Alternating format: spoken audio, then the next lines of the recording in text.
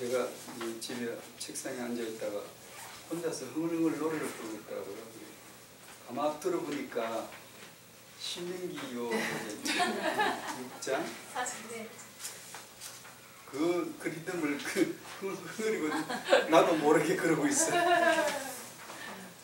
반복해서 여기 올 때마다 듣고 또 같이 흉내내 부르다 보니까 나도 모르게 그걸 흥얼거리고 있더라고요. 깜짝 놀랐네.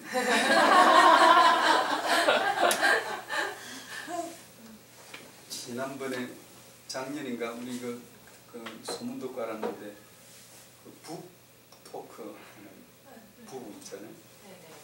안지홍 이정용 부부. 이 참사랑교에서 8주간 그 세미나인가를 했다고 하더라고요. 어때요? 태영아 부모들에게 꼭 필요한 거던가요? 저는 아직 못 들어봤거든요.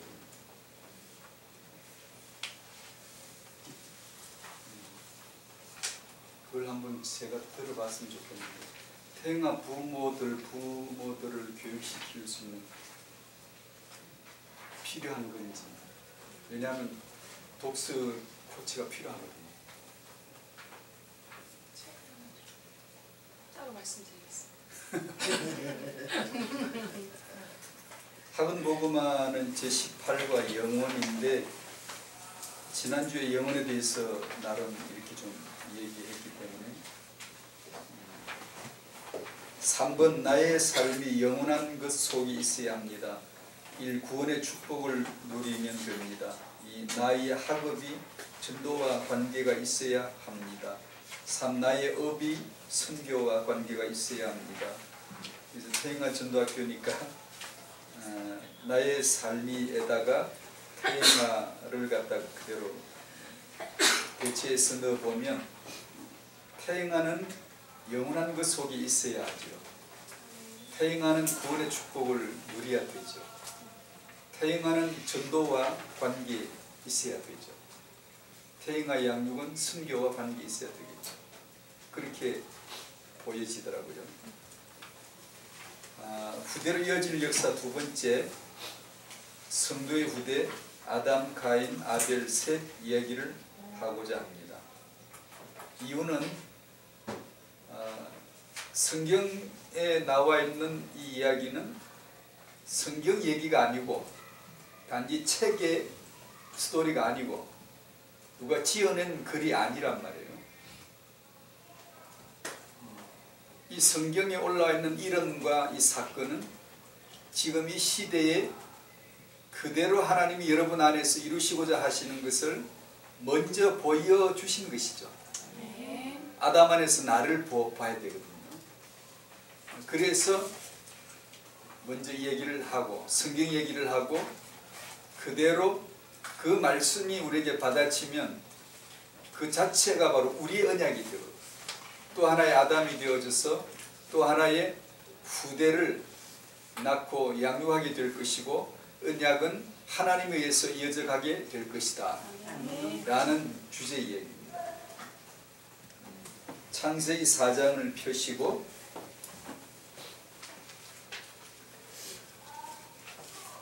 먼저 여러분이 아시듯이 1번 하나님의 창조 얘기를 하자면, 1. 하나님이 아담 하와를 하나님이 자기 형상대로 창조하셨다. 그래서 우리가 그 하나님의 말씀을 듣고 믿고 보니 인간은 짐승이 아니구나, 진화가 된 게 아니구나, 물질 덩어리가 아니구나, 물질이지만 육신이지만 영적 존재이구나, 짐승과 인간은 유전자가 DNA가 거의 100에 육박할 정도로 거의 가깝게 동일하거든요. 현미경 아래에서 의학자가 볼 때 짐승과 인간은 거의 흡사해버려요. 차이가 거의 없어요. 그러니까 진화론이 믿어지지. 그러니까 안 믿으려고, 예수를 안 믿으려고 하는 사람에게는 진화론을 믿을 수 있는 근거가 멸망받을 수밖에 없도록 장치가 되어 있어요. 믿음으로가 아니면 인간이 영적 존재다, 하나님의 형상이다 라는 것이 믿어지지가 않죠. 참으로 놀랍게 은혜로 우리에게 믿음을 주셔서, 누구 믿음? 하나님의 믿음. 인간을 하나님의 형상으로 짓는 것은 하나님 자기 믿음이에요. 믿음이 역사한 거죠. 그 은혜로 그 믿음이 우리에게 온 거예요. 아, 나는 하나님이 지어주셨고 형상으로 지어주셨다 라는 것을 알게 되는 거죠. 참 놀랍죠. 진화론은 인간을 물질에서 진화된 존재라고 이렇게 주장하는 진화론은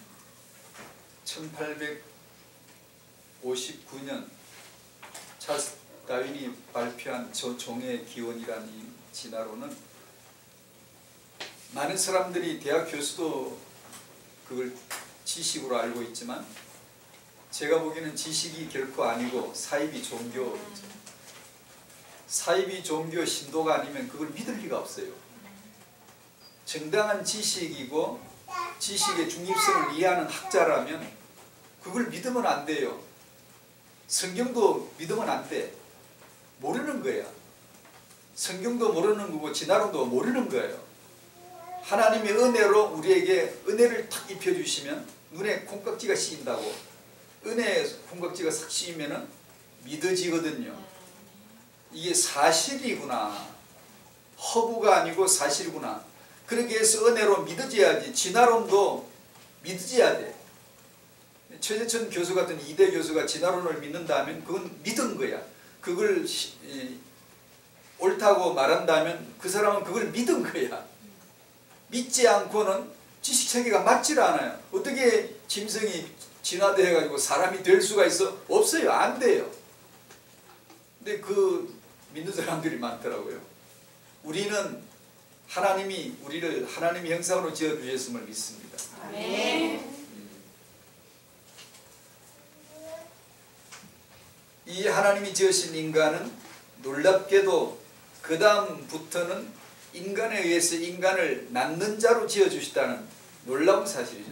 왜 결혼을 하죠? 왜 태생아를 해야 되겠습니까? 왜 결혼, 임신, 출산, 육아라는 주제로 우리가 나누어야 되겠습니까? 하나님이 인간에게 주신 복이 인간을 낳도록 하신 복이었기 때문에 이것은 하나님의 복을 받아야 되는 거고, 하나님의 이유를 알아야 되는 거죠. 그 인간에게 후대 성육 번성 충만 정복하고 다스리는 복을 창세기 1장 28절 말씀으로 주셨습니다. 그러므로 우리가 누군가가 후대를 바르게 축복할 수 있는 자가 있으면 시대의 정복자가 되는 것은 당연하고, 생육 번성 충만이란 단어가 나왔죠. 제가 성경 보는 눈 항상 팁으로 이렇게 같이 나오는 김에 나옵니다. 생육 번성 충만이 뭘까?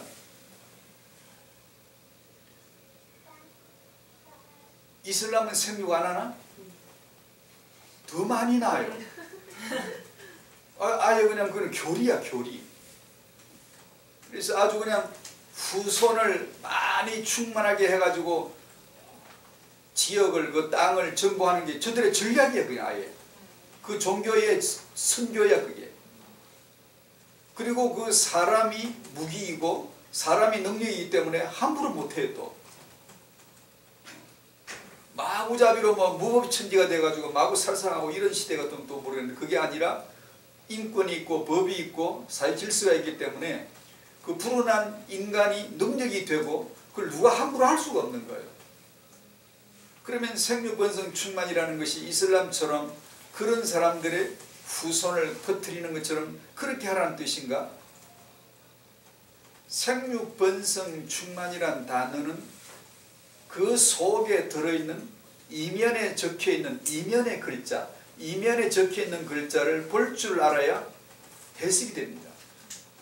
안 그러면 그냥 생육으로만 해석을 하면 성경 말씀이 무슨 뜻인지를 모르는 거예요. 특히 구약은 겉의 말씀이에요. 진의가 아니야. 모형이요, 그림자. 앞에 그림자가 아른거리면 저쪽에 실체가 있다는 걸 암시해 준 것이지, 그림자가 내가 만날 실체는 아니잖아요. 그림자 보고 엄마라고 부르면 안 되잖아요. 아이가 엄마는 저기 서 있으면 그림자를 통하여 엄마가 저기 있겠구나라고 인지하는 거죠. 구약에서 뭐라고 언급하면 저쪽에 실체가 있겠구나 라고 인지하라는 게 구약이에요. 구약은 그림자예요. 모형이에요. 끝이에요. 속의 진의가 아니라고. 생육번성 충만을 어떻게 이해해야 되죠? 그 속에 들어있는 의미, 그리스도를 위하여, 그리스도가 그 이유요, 그리스도가 그 목적이 될 적에 바르게 해석되어진 생육번성 충만이에요. 근데 이건 성도에게 주어진 말씀이란 말이에요. 불신자는 절대로 모르는 비밀이죠. 우리도 아이 낳잖아. 아무리 낳아봐야 지옥 보내지. 그것이 저주가 되어버리지. 그것이 하나님의 계획이 뭔지를 전혀 알 수가 없는 거예요. 사회적으로 국가적으로는 의미가 있겠지만 인구수가 있어야 되니까 필요하겠지만, 그러나 인간 삶은, 이 땅의 삶은 하늘을 위한 짧은 순간이고 수단으로서의 시간이지 결코 목적이 아니란 말이에요. 그러니까 생육번성 충만하면 그것이 그리스도가 그 이유요, 그리스도가 그 목적임을 아셔야 된다. 즉 다시 반복하자면 이건 믿는 자들에게, 교회에게 주신 말씀이에요. 그러니까 여러분들은 반드시 생육번성 충만의 복을 받아야 되겠죠? 그렇죠. 그래야 우리는 이게 바로 세계복음화예요. 바로 하나님의 나라 확장이 되는 거예요. 창세기 4장을 이어졌죠. 2번 성경시대라고 후대로 이어진 역사, 아담 하와의 얘기를, 그들이 아이 낳는 얘기죠. 창세기 4장 1절에서 8절까지 같이 읽겠습니다. 시작. 아담이 그의 아내 하와와 동침하며 하와가 임신하여 가인을 낳고 이르되 내가 여호와로 말미암아 등남하였다 하니라. 그가 또 가인의 아벨을 낳았는데 아벨은 양치는 자였고 가인은 농사하는 자였더라. 세월이 지난 후에 가인은 땅의 소산으로 제물을 삼아 여호와께 드렸고 아벨은 자기도 양의 첫 새끼와 그 기름으로 드렸더니 여호와께서 아벨과 그의 제물을 받으셨으나 가인과 그의 제물을 받지 아니하시니라. 가인이 몹시 분하여 안색이 변하니 여호와께서 가인에게 이르시되 네가 분하여 함은 어찌 됨이며 안색이 변함은 어찌 됨이냐. 네가 선을 행하면 어찌 낯을 들지 못하겠느냐. 선을 하지 아니하면 죄가 내게 엎드려 있느니라. 죄가 너를 원하나 너는 죄를 다스리느니라. 가인이 그의 아벨에게 말하고 그들이 들에 있을 때에 가인이 그의 아벨을 쳐 죽이니라. 거기까지 읽었네. 그 뒤로 쭉 다 읽어야 되는데 아시죠? 이 스토리의 진행을 아실 거예요. 그 다음 하나님이 가인을 추궁했고 네 아우 아벨이 어디 있느냐 추궁했고, 가인이 내가 어떻게 합니까? 깃발빼미 했고 하나님의 심판이 내려졌고 너는 유리한 자가 될 것이다. 그리고 15절에 하나님의 말씀의 마지막은, 제가 인간적으로 읽을 때 여호와께서 말씀하시기를 살인자 가인이 어디 가서 살인했다고 돌 맞아 죽거들나 너도 돌 떼어라. 아니면 하다못해 그냥 죽게 냅둬라. 그놈은 죽어야 돼. 죽어야 싸. 15절에 그럴 줄 알았어요. 그래야 보시잖아요. 내가 아는 선악으로는 그래야 맞아. 내가 아는 선악으로는, 선은 선이고 악은 악으로 판단을 받아야 된다면 그래야 맞을 텐데 하나님은 우리가 보는 거하고 다르게 봐요. 가인을 죽이지 못하게 표를 주어가지고 보호를 해주는 듯한 장면이 나오죠. 왜 그랬을까? 그리고 16절 이하로 보면 가인은 그 후손들을 막 낳기 시작해요. 18절, 19절, 20절, 21, 22, 23, 24절까지 계속 낳습니다. 그런데 여러분도 아시듯이 이들은 24절로 끝났지만 사실상은 이게 역사예요. 역사. 지금 이 시대까지 연결되었다고 보시면 돼요. 이 세상에 가인의 계보와 그 후손들이 어느 자리에 과학계에, 무기과학에, 예능계에, 학문계에, 전문인 계열에서 어느 자리에 앉아있는가를 보여주는 거예요. 지금 이 시대, 이 세상에 가인 후손들이 어떻게 일로 번창해서 살인하고 그 다음에 후손들을 낳으면서 아주 기라성 같은 쟁쟁한 인물들을, 대장들을 막 낳는 모습을 보여주는 거예요. 참 이상하죠.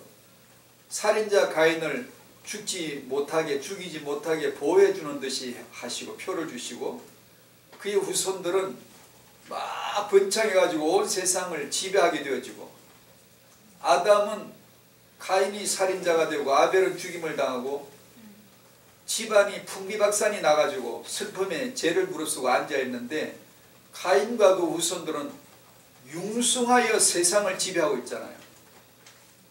그 모습을 본 듯 이렇게 보여주잖아요. 그네요. 아담은 가인과 아벨을 낳음으로 인류 역사의 시작이 되었는데 읽으셨듯이 가인은 마귀의 종이 되어 동생 아벨을 살해함으로 흑암 역사가 시작이 됐습니다. 인간이 후손을 낳는다는 말은 하나님으로부터 얻는다는 뜻이고 후손을 낳는다는 것은 창조하는 것이고 후손을 낳는다는 것은 그게 곧 역사란 의미입니다. 그런데 그 가인이 주로부터 받았다라고 하와가 놀라운 신앙 고백까지 한 그 아들이지만 가인은 빗나가서 마귀에게 종이 되고 살인한 자의 종이 되고 역시 살인하는 자가 되고야 마는 거죠.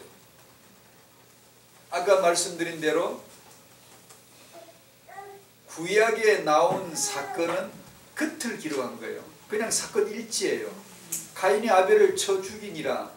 신약에 가면 그 사건의 이면에 아무도 몰랐던 이면에 교회만 알려주는 비밀이 있어요. 그때 가인은 악한 자에게 속하여서 아벨을 죽였던 거야 라고 사람들이 못 봤던 그 이면에 악한 자가 개입된 사건이다 라고 밝혀주시는 거예요. 요한일서 3장 12절 여러분이 불렀던 요한일서 3장 8절 그 뒤에 나오죠.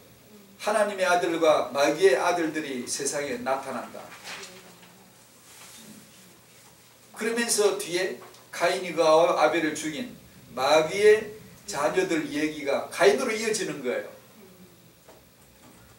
그렇게 해서 우리가 보는 사건과는 진실은 이면에 다른 것이 있다. 영적인 사건이다 라는 것을 보여주셨죠. 그러면서 요한일서 3장 12절에 너희는 가인같이 하지 말라. 여러분 가인같이 하지 마시기를 바랍니다. 어떻게 하면 가인같이 안 할 수가 있을까? 가인은 아벨을 살해했죠. 가인같이 하지 말란 말을 들으면 퍼뜩 이해되기를 가인처럼 살인하지 말라는 거구나. 살인 안 해야 되겠죠. 신약으로 다시 와서 말씀 나누면은 제가 성경 보는 눈을 지금 얘기하는 거예요. 살인 안 할 수가 있어요, 없어요? 단 한 사람도 살인 안 할 수가 없어요. 왜냐? 예수님의 율법은 뭘 하셨죠? 누구를 살인자라? 네가 마음에 시기하면 미워하면 너는 살인해버린 거야 이미 라고 말씀을 하신 것이잖아요. 그러므로 살인은 피할 수가 없어요. 그러면 가인같이 하지 말라는 말씀을 어떻게 이행해야 될까? 세상에는 자 보세요. 아까 4장 말씀 읽었죠. 4장 23절 읽지 않은데 뒷부분에 4장 23절 창세기 4장 23절에 보면 제일 끝에 라멕이 아내들에게 말할 때 나온 얘기인데, 내가 사람을 죽였고 나의 상함으로 말미암아 소년을 죽였도다라고. 가인의 후손들은 목축업을 하고 학문을 하고 음악을 하고 악기를 만들고 무기를 만들고 이런 쟁쟁한 인물들이 나오는데, 저들은 사람을 또한 죽였다라고 말하고, 5장의 아담의 후손 계보, 언약 계보에 우리 족보가 나와. 우리 족보가, 우리 교인들 크리스찬의 족보가 이 족보인데, 거기는 죽였다가 아니라 죽었다야. 죽인 자는 아무도 없어. 죽은 자뿐이야.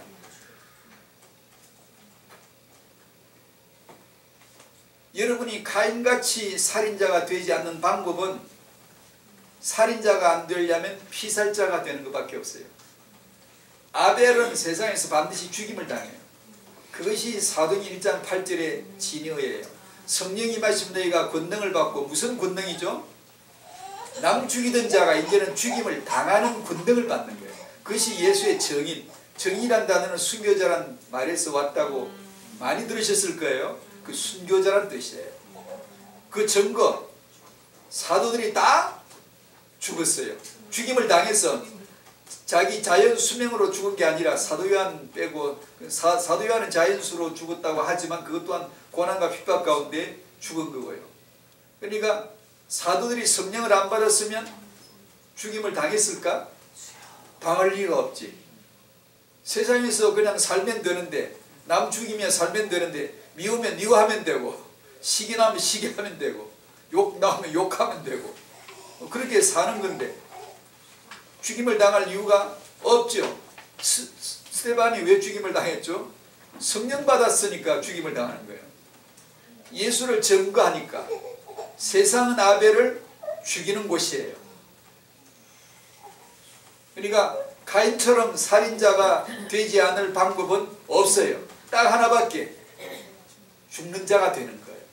즉 이것을 십자가의 복음이라고 하는 거예요. 내가 그리스도와 함께 십자가에 죽었다. 그러므로 세상이 당신 보고 죽이려고 덤벼들면 나 이미 죽었어 라고 자기 죽음을 확인하셔야 돼요. 그게 결혼이에요. 그게 부부가 살아보면 딱 이 복음이 있어야 돼요. 상대가 나를 죽이려 들면 얘 맞소, 나는 이미 죽었어. 자기 죽음을 십자가에서 확인을 빨리 해야 돼요. 그게 성령 역사예요. 그러면 예수의 증인이 되는 거예요. 예수의 증인. 내가 죽임을 당하지 아니하고 내가 남을 죽이려 들면 예수의 증인이 아니라 내 증인, 내가 하나님 역할을 지금 막 하려 하는 거죠. 창세기 3장 나 하나님이 되어서 역사하려 하는 거잖아요. 그것이 인생이에요. 신앙생활이에요. 하루하루 사는 게. 그러니까 구약은 사건만 기록하고 신약에는 사건의 내막이, 본질이 기록되어 있어요. 이 살인사건은 계획을 누가 했다? 창세기 3장 뱀이 했다. 뱀의 사주를 받은 가인이 살인을 행동했다 라는 것이 신약에서 밝혀진 것이죠. 둘은 공범이었고 둘 다 형벌은 지옥이고, 저주를 받은 사람도 지옥 가고 저주한 마귀도 지옥 가고 마귀의 사자들도 지옥 간다. 마태복음에 나오죠. 그런 사건입니다. 아까 말씀드린 대로 창세기 3장 15절에서는 가인을 보호해주는 듯한 말씀을 해주시고, 세상이 살기 좋은 세상을 만드는 게 하나님의 목적이라면 그날 제거시켰어야지. 왜냐하면 그런 사람이 세상에 존재하면 악의 후손이 벌써 불어나버렸잖아. 흑암 문화, 불신앙의 문화, 저주 문화 벌써 만들어버렸잖아요. 버닝썬이 왜 나와? 마약이 왜 나와? 강남에 괴당, 국물 같은 괴당이 있어도 바로 옆에 유흥가는 계속 일로 번창해. 그게 가인촌이거든요. 창세기 4장 15절에서 20 몇 절까지, 24절까지가 그 유흥가거든요. 세상, 인본주의 세상이라고. 그럼 번창해요. 왜 번창했지? 가인의 후손을 보호해줬기 때문에요.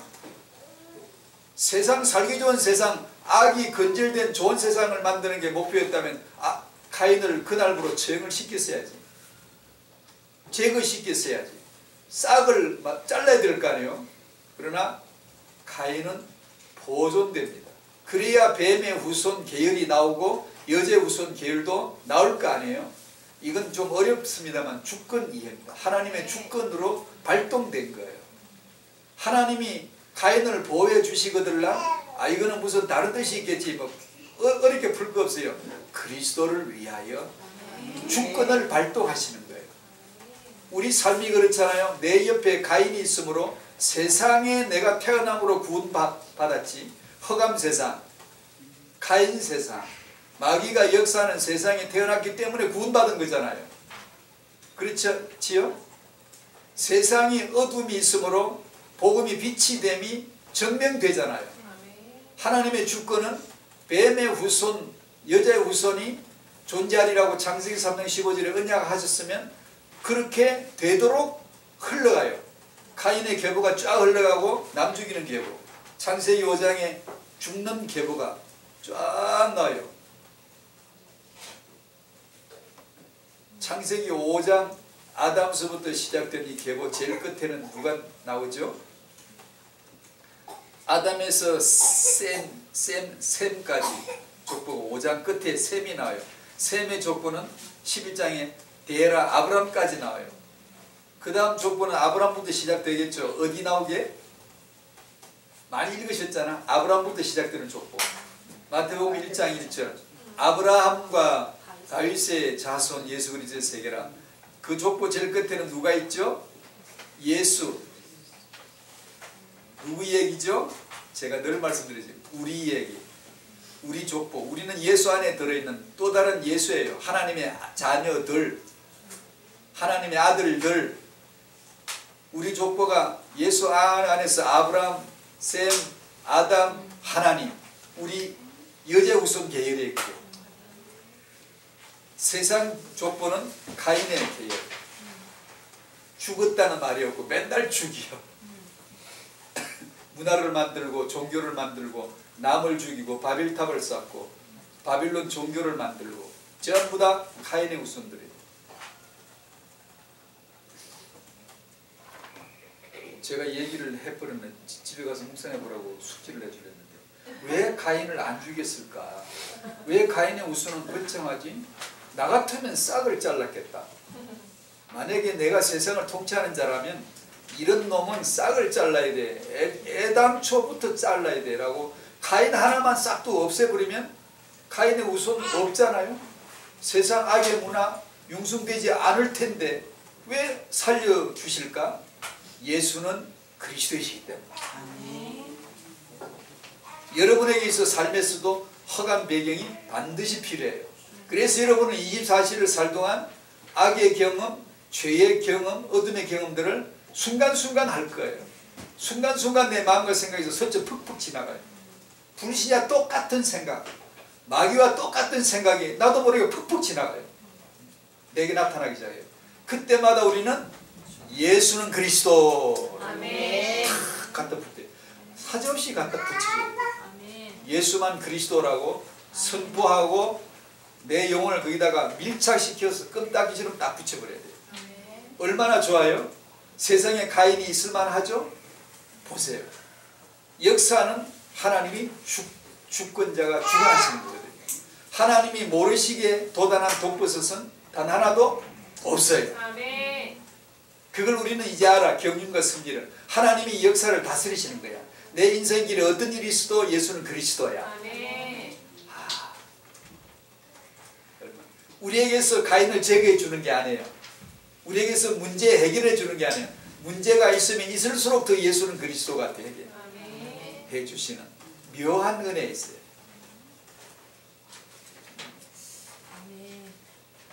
하나님은 아담에게 가인이 죽인 아벨 대신에 다른 씨 셋을 주시다. 4장 25, 26절 보십시다. 4장 25, 26절 같이 읽어요. 시작.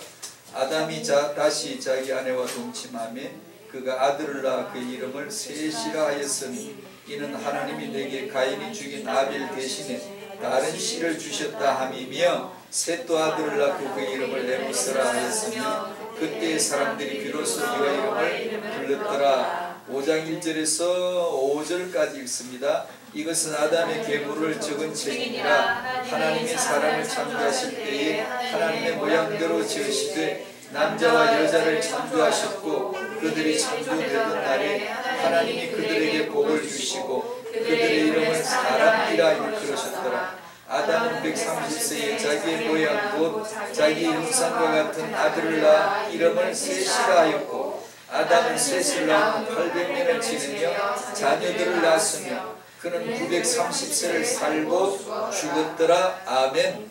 똑같은 낳고 살고 죽었더라가 계속해서 그대로 반복돼요. 이것이 무슨 계보? 우리 족보예요.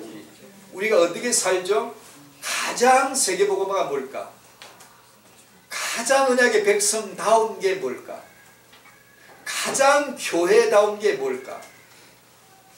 가장 하나님의 복받은 자의 삶이 뭘까? 생육번성 충만으로 언약의 후대를 낳아 언약을 전달하고 후대로 이어지게 하고 살다가 죽는 것. 세계복음화는 언제 하지? 우리가 하는 거라면 아담만큼 1000살 가까이 살도록 해주시면 안 될까? 우리가 해야 된다면 스데반을 왜 죽게 내버려뒀을까? 그건 하나님의 주권이 용인한 것인데 우리는 몰라도 스데반은 안 죽였어야 되잖아요. 만약에 그런 인력이 하나님에게 중요했다면 스데반 죽이면 안 되잖아. 죽게 내버려두지 말고 천사 하나 보내가지고 돌을 던지는데 돌이 휙 돌아와서 전 사람 이마를 딱 때려서 죽게 해버리면 이야 예수 믿는 사람은 죽일 수가 없다. 얼마나 소문나고 예수님 영광이 혁혁하게 나타날 텐데 왜 가만히 보고 계실까? 죽는 게 주의 뜻이니까.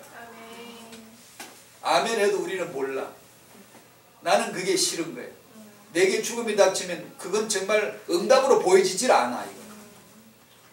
서진아의 그 현장 내게 돌이 날아올 때 무릎 꿇고 기도해봐야 알아. 기도하고 성령 인도받아야 하나님의 뜻 앞에 복종하지. 여간 어려운 거야. 내게 형통해야지. 문제가 해결돼야지. 왜 문제가 꼬이는 거야? 왜 자꾸 문제가 터지는 거야? 이해할 수가 없죠. 성령이 충만해야 관점이 그쪽 이해 쪽으로 탁 풀려져요. 참 어려운 거예요. 우리 육대로. 우리 육은 전혀 몰라. 그 계산이 안 나와.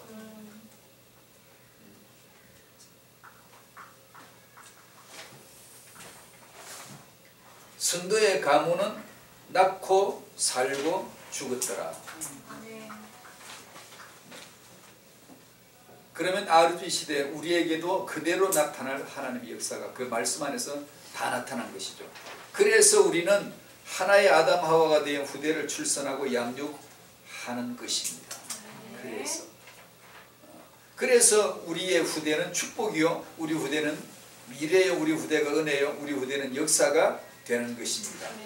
한국 기독교를 살릴 것은 미래 후대이고 세계 복음화를 위한 것은 우리 미래 언약의 후대입니다. 그럼 후대로 이어질 언약의 역사임을 아는 것, 그걸 깨닫게 해주는 데가 태영아 전도학교가 되면 좋겠죠. 아멘. 여러분이 모여서 기도할 때 이런 하나님의 성경시대에 하나님이 하셨던 것처럼 우리로 아담처럼 언약의 후손을 낳게 하실 것이다. 아멘. 그러므로 그 언약의 후대를 낳게 해주세요. 그리고 나이를 그 언약의 후대로 언약이 이어지게 해주세요. 라고 간구하는 거죠. 기도하는 것이죠. 아멘. 기도 안 해도 하나님은 알아서 하세요. 그런데 왜 기도해야 되죠? 기도하라고 하시기 때문에 하셔야 돼요. 하나님이 기뻐하세요. 끊임없이 기도하셔야 돼요. 나와 후대를 살리는 힘은 집중해서 나온다 부분을 좀 같이 나누죠. 성령은 나를 예수님께 집중시켜 주시죠. 언약 전달 육아에 집중하셔야 됩니다. 이 부분을 반면 교사로서 저쪽 사례를 조금 들어서 경각심을 좀 주고 싶어서 비참해진 천재들은 그냥 이름만 지나가고 얘기할 시간. 모차르트, 뉴턴, 아인슈타인, 반고, 찰스 다윈, 슈만 다 천재들이지만 그들은 비참한 인생이죠. 그건 언약 밖의 천재이니까 그렇고 우리가 더 보고자 하는 것은 어릴 때에는 착실한 기독교인, 누가 봐도 성실한 기독교인이었지만 어릴 적에 별명이 작은 목사, 어릴 적에 별명이 성경 박사, 어릴 적에 별명이 12살의 예수님, 이런 별명들을 지닌 자들이요. 여기 나오는 사람들은 역사에서 참 많지만 그 중에 알려지고 참 어릴 적에 믿음 좋다라고 하는 별명까지 가졌던 사람들만 여기다 올린 거예요. 그러나 이들은 청소년 시기를 거쳐 나가면서 어느 날 어떤 사람을 만나서 어느 날 어떤 책 한 권을 읽다가 무신론 책을 읽다가 갑자기 돌변해서 타락해버린 비참해진 자들의 이름을 올린 거예요. 그 첫째가 가인. 아담의 첫 아들 가인은 그야말로 언약의 후손이요 황태자 같은 자예요. 그 아버지가 아담이에요. 그 어머니가 하와예요. 누가 봐도 영적인 명문 가문이고 황태자와 같고, 그는 하나님의 아담에게 임하신 그 언약의 축복을 누구보다도 더 많이 받을 수 있는, 받아야만 되는 위치였잖아요. 하와가 이 아들을 낳고 여호와께로부터 득남했다. 내가 낳은 게 아니라 하나님이 주셔서 낳았다라고까지 선포할 정도로 기대찬 아들이었잖아요. 요즘 우리 식으로 말하면 돌잔치 할 때 아주 거창하게 했을 거예요. 왜냐하면 창세기 3장 저주에서 벗어날 수 있는 이 여자의 후손에 대한 언약 희망이 가인에게 모두 쏠려 있을 테니까. 이 아들이 희망이야. 이 아들이 모든 문제를 해결해 줄 거야. 이 아들이 창세기 3장 그 암울한 역사를 지워줄 거야. 그렇게 기대 안 할 수가 없는 아들이 가인이었단 말이죠. 근데 가인은 악한 자에게 속하여서 살인자가 되어 호적을 파고 가버렸어요. 호적을 파가지고 가버렸어요. 솔로몬 다윗의 신앙을 이어간 단 하나의 희망 후계자였죠. 어려서 젊어서는 최고의 영적인 후계자, 그 누구도 추정할 수 없는 신앙 좋고 성령 충만하고 지혜가 충만했던 왕, 영화로운 왕, 국력이 가장 강력했던 시대 왕이었잖아요. 그러나 그 늙어막에는 타락했고 우상 숭배자 낙인을 지켰죠. 니체 너무나 알려진 사람이다. 이 무신론자, 기독교를 적대하고 반대하는 가장, 왜냐하면 이름이 알려진 자가 기독교는 틀렸어라고 말 한마디 하면 그 영향력은 엄청나니까요. 그런 그 대열의 선봉장입니다. 니체나 르세 같은 사람.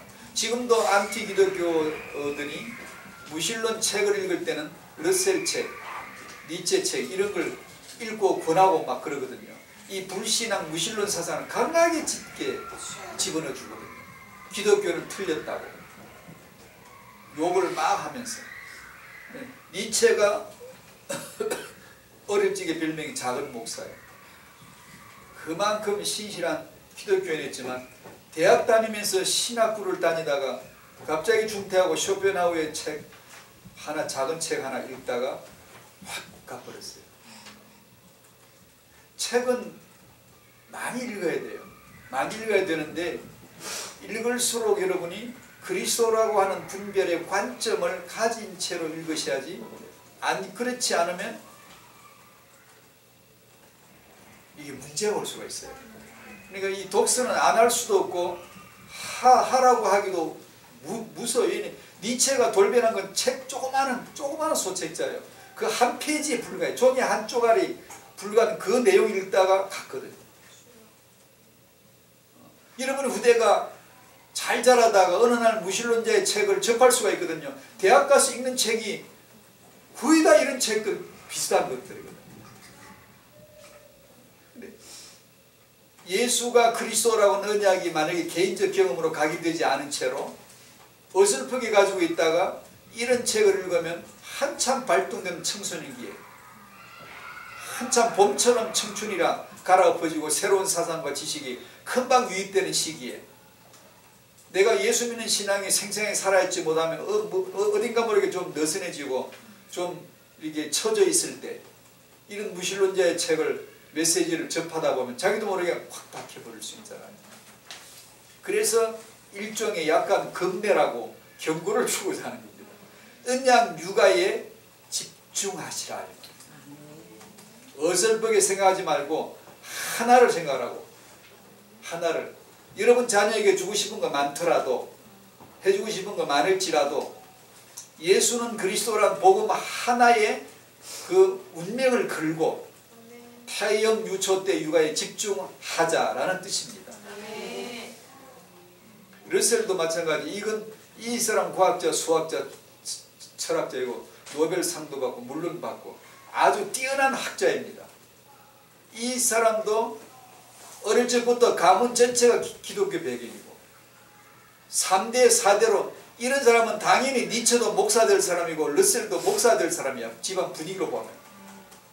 그런데 잔 스튜어트 밀이라고 하는 무신론자, 공리주의 철학자. 공리주의란 말은 행복과 쾌락을 가치의 기준으로 삼는 사람들.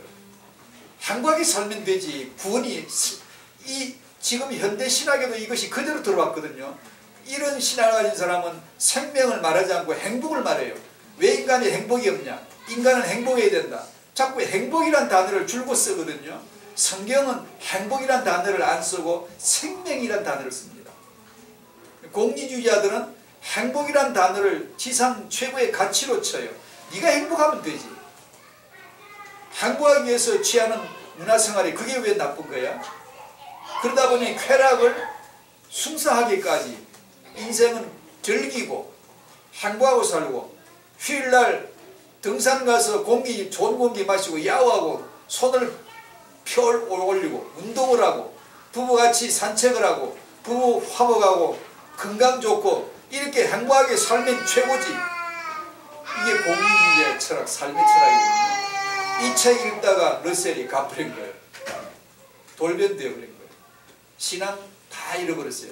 근데 이 사람들을 읽어보면 어릴 적에 신앙교육을 받고 받은 좌우명, 받은 언약의 말씀들이 복음이 아니야. 다 어디서 또 찾기도 힘든 이상한 그런 것들. 진짜 교훈되는 거, 도덕되는 거, 요런 것들을 언약의 말씀으로 잡았더라고. 그러니 그런 사상을 접할 때 견딜 수가 있나?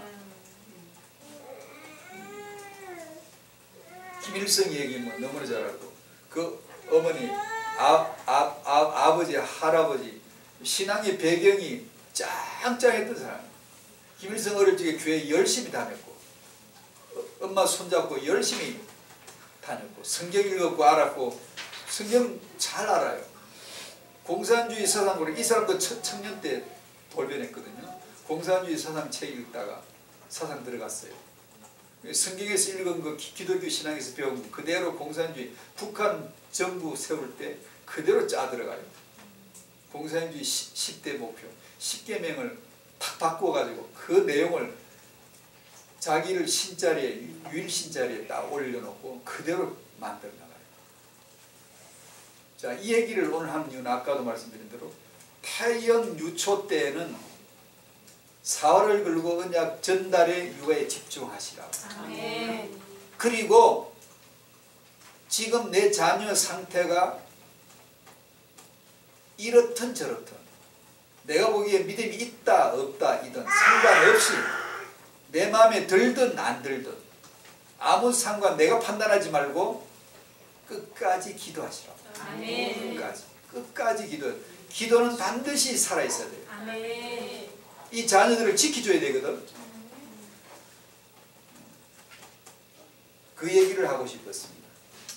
그러므로 부모는 항상 태영아 부모가 가장 힘든 시기이면 틀림없긴 없는데 그거는 절대로 용납해주면 안 될 정신이에요.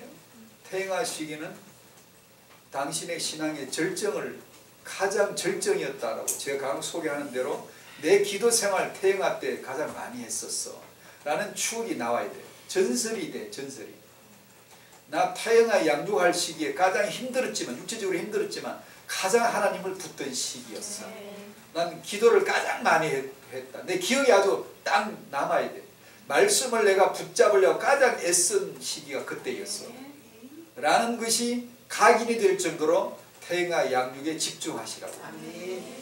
그래서 항상 영적인 셈을 얻으시고 그러면 새 통찰이 나와요. 새 관점이 나오면서 새로운 기록이 생각에 떠오르고 그러면 그것으로 자녀를 힘있게 축복을 하고,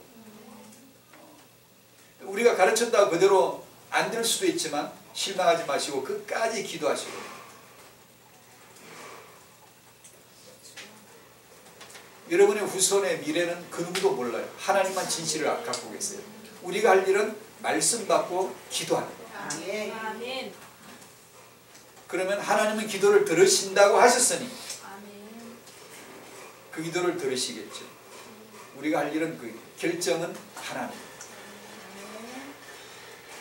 아멘. 기도하십시다. 감사합니다. 하나님, 주권자 하나님을 믿고 하나님에게 의탁드리며 우리가 신앙을 받아 은혜를 받아 말씀으로 기도하며 우리가 신앙생활할 것을 끝까지 할 수 있는 하나님의 성령의 인도를 받는 태영아 양육자 부모들 다 되게 하여 주시옵소서.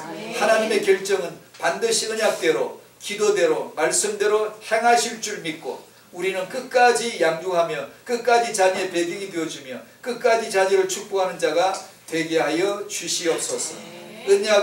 언약이 후대들로 말미암아 이어져가는 언약의 역사가 되게 하여 주시옵소서. 예수님의 이름으로 기도하옵나이다. 아멘.